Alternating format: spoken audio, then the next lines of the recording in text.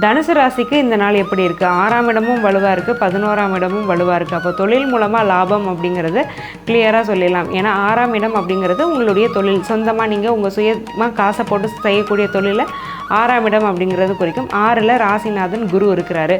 11ஆம் இடத்துல பௌர்ணமியை நெருங்குன்னு சந்திரன். அப்போ 6, 11 ரெண்டுமே பல பலன் இருக்கிறதுனால போடக்கூடிய தொழிலில் நீங்கள் எடுக்கக்கூடிய லாபம் அப்படிங்கிறது ரொம்ப ரொம்ப அதிகமாக இருக்குது. தொழிலில் ரொம்ப நாளாக லாபமே இல்லை, நஷ்டப்பாதையை நோக்கியே போயிட்டுருக்கேன் அப்படின்னு நினச்சவங்க கூட ஓரளவுக்கு ஒரு டீசெண்டான ஒரு லாபம் கிடச்சி அந்த தொழில் மேலே ஓகே இதை கண்டினியூ பண்ணலாம் போல், பண்ணோன்னா இன்றைக்கி இல்லைனாலும் ஒரு கட்டத்தில் நம்ம முன்னேறலாம் அப்படிங்கிற ஒரு நம்பிக்கையை கொடுக்கக்கூடிய ஒரு நல்ல நாளாக இந்த நாள் அமையுது.